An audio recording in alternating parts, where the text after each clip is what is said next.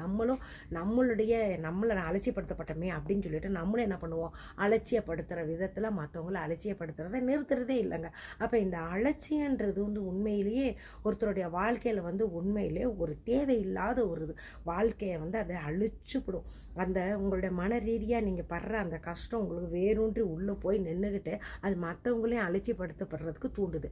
அதனால் யாருக்கு ஒருத்தருக்கு எந்த இடத்துல எப்படிப்பட்ட மரியாதை கொடுக்கணுமோ அந்த இடத்துல தயவு செஞ்சு அங்கே கொடுக்க மறந்துடாதீங்க. நீங்கள் அலட்சியப்படுத்தப்பட்டீங்கன்றதுக்காக நீங்கள் மற்றவங்கள அலட்சியப்படுத்தணுன்றது கட்டாயம் கிடையவே கிடையாது. பேசுகிறதுனாலும் ஒரு ஃபோன் பண்ணி நமக்கு கால் பண்ணி பேசுகிறாங்க, கொஞ்சம் இருப்பா அந்த வர்றேன் அர்ஜென்ட்டாக ஒரு வேலை இருக்குது அப்படின்னு சொல்லிட்டு அலட்சியப்படுத்தும். அவங்க பேசுகிறதுக்கு அந்த முக்கியத்துவம் கொடுக்க மாட்டோம், முன்னுரிமை கொடுக்கவே மாட்டோம். அதே இது நம்மளுக்கு பிடிச்சவங்க யாராவது நமக்கு பிடிச்ச அந்த ஃப்ரெண்டு ஃபோன் பண்ணாங்கன்னா அவங்க கிட்ட என்ன ஒப்புக்கலாத விஷயத்த ஹலோன்னு 1 மணி நேரம் மொக்க போட்டுக்கிட்டு இருப்போம். இந்த மாதிரி அலட்சியப்படுத்துகிற அந்த மனப்பான்மை நம்மளுக்குள்ளே இருக்குது. நம்மளை மட்டும் அடுத்தவங்க யாராவது அலட்சியப்படுத்திட்டாங்கன்னா அது கடுப்பாக வருது. சில நேரம் அன்பு ரீதியாக நிறைய நம்ம அலட்சியப்படுத்தப்படுவோம். ஒரு நேரத்துக்கு நம்ம கணவன் இடத்துல அலட்சியப்படுத்தப்படுவோம், மாமியார் இடத்துல அலட்சியப்படுத்தப்படுவோம், உரகத்திக்கிட்ட அலட்சியப்படுத்துவோம், நம்மளுடைய பிரதரோடைய ஒய்ஃபுக்கிட்ட அலட்சியப்படுத்த நம்ம பிரதர் நம்மளை அலட்சியப்படுத்துவாங்க, சிஸ்டர்ஸ் நம்மளை அலட்சியப்படுத்துவாங்க. இப்படி அலட்சியன்றது நம்மளை சுற்றி எங்கே பார்த்தாலும் இருக்குதுங்க. அலட்சியப்படுத்தப்பட்டுக்கிட்டே தான் இருக்கும். சரி, இதோட நம்ம அலட்சியப்படுத்தப்படுறோமே, நம்மளால மற்றவங்களை அலட்சியப்படுத்தாமல் இருக்கணும் அப்படின்னா நம்மளுக்கு உண்டான அந்த ஸ்டைலில் மற்றவங்கள அலட்சியப்படுத்தப்படுறோம்.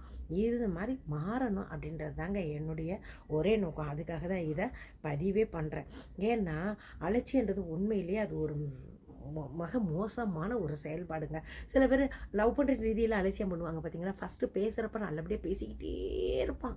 அதுக்கப்புறம் பார்த்தேன்னா ஒரு காலகட்டத்தில் நீ எவ்வளோ தான் கால் பண்ணாலும் அவன் கால் எடுக்கவே மாட்டான். அதுக்கப்புறம் நீ எவ்வளவு தான் மெசேஜ் போட்டாலும் அவன் அதுக்கு மெசேஜ் போடவே மாட்டான். சரி, நான் அதுக்கு முன்னாடி நீ எங்கே வருவேன்னு கேட்டு உட்காந்துட்டு இருப்பேன். அதுக்கப்புறம் நான் அங்கே வரேன் இங்கே வரேன் நீ எத்தனை போட்டாலும் அதுக்கு நீ எதுவுமே ஒரு மெசேஜே இருக்காது. அதுதாங்க அலட்சியப்படுத்தப்படுறது.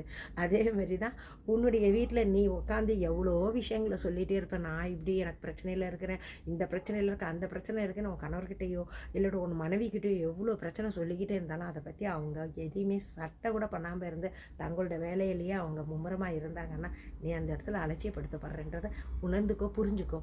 ஆனால் நீ அந்த இடத்துல அலட்சியப்படுத்தப்படுறப்ப நீ அந்த அலட்சியத்துலேருந்து எப்படி வெளியே வரணும்னு பார்க்கணும். அதை விட்டுட்டு நீ அலட்சியப்படுத்தினே நான் உனக்கு என்ன செய்கிறேன் பாருன்னு சொல்லிட்டு வேறு முடிவு ஒன்று எடுத்துக்கிட்டு போய்கிட்டே இருக்கக்கூடாதுங்க. எந்த இடத்துல அலட்சியப்படுத்தப்படுறோமோ அந்த இடத்துல நம்ம நின்று நம்மளுடைய போராட்டி அந்த இடத்துல ஸ்டாண்ட் பண்ணி நிற்கிறோம் பாருங்கள், அதுதாங்க கம்பீரம். அதுதான் உண்மையிலேயே கம்பீரம். இந்த வீடியோ உங்களுக்கு பிடிச்சிருக்கும்னு நினைக்கிறேன். பிடிச்சிருந்தா லைக் பண்ணுங்கள், கமெண்ட் பண்ணுங்கள், சப்ஸ்கிரைப் பண்ணுங்கள். பாய், நெக்ஸ்ட் வீடியோவில் பார்ப்போம்.